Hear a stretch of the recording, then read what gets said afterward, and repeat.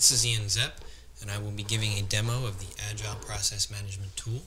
Now, this tool is available for download and installation from the Salesforce.com App Exchange website. In this demo, I'll be going over sprints primarily. We've covered work streams in a previous demo, and detailed story, task, case, and time management will be covered in future demos. So the first thing to do is probably review what we've already accomplished. In the previous demo, we created a development group workstream. This workstream has a general backlog, and we've assigned a few workstream users, as well as defined a couple of roles that are relevant for this workstream. So what we're going to do for this demo is show you how to actually manage stories and tasks and define them in a backlog workstream and then, in a backlog sprint, and then bring them into a working sprint. So here's the sprint detail page. Now, all sprints have several things in common. They have a start date, a completion date, a status of the sprint itself, as well as a status of tasks on that sprint, and a roll-up of the total number of story points that are assigned to the sprint. Now, for a backlog sprint, there are a couple of restrictions. The first restriction is that you can't assign users to a backlog. You can only assign users to a working sprint. The second restriction is, because you can't assign users, you also can't put actual hours for tasks as long as they're within a backlog sprint. Now, one of the things that we did do in our workstream demo was take a case, link it to the workstream, and then assign it to the backlog.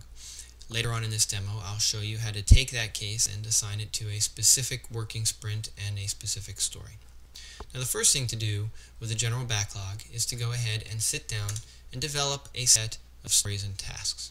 Now, normally, the stakeholders would sit down with the product owners, and they would have a story writing session where they would sit and come up with a prioritized list of stories that needed to happen, and they would put all of those stories into the general backlog. So that's what we're going to do here in this demo. Now, I may have, for this particular demo, a validate QA is passing story. Now, that's not particularly difficult. QA can take some time, but for the purpose of the demo, we'll give it 5 points.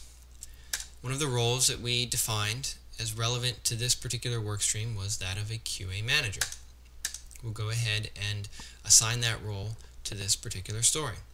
Now, what you should notice is that in addition to roles being relevant to users, they're also relevant to stories because they represent what that user is actually doing. So in this case, it's the stakeholder. Who is the stakeholder for this story? It is the QA manager. And as an admin, you have the ability to control what roles show up for particular work streams or at a global level.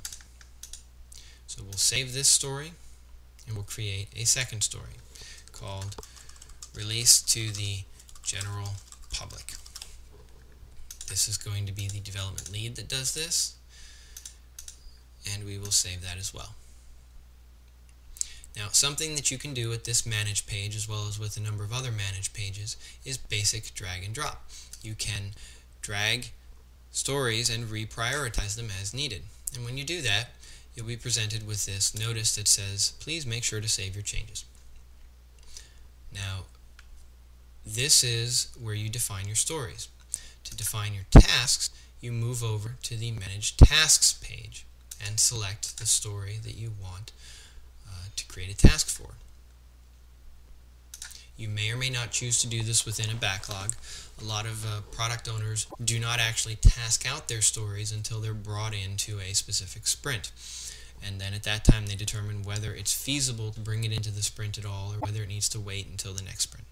For this case, I'm just going to go ahead and show you how to create a task with this page.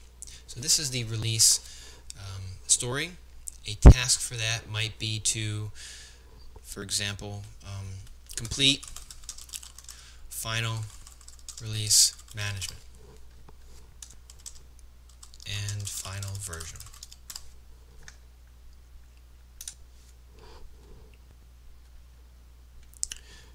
I'm not actually going to create a whole set of tasks. I just want to demonstrate the basics of task and story management within a backlog.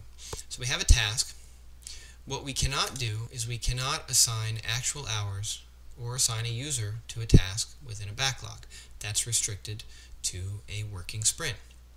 So the next logical step is to go ahead and move over to our work stream and create a working sprint.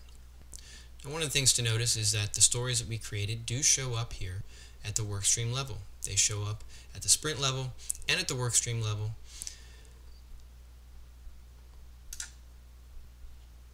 So let's create our sprint. We'll call this sprint Q4. It will run for the month of December.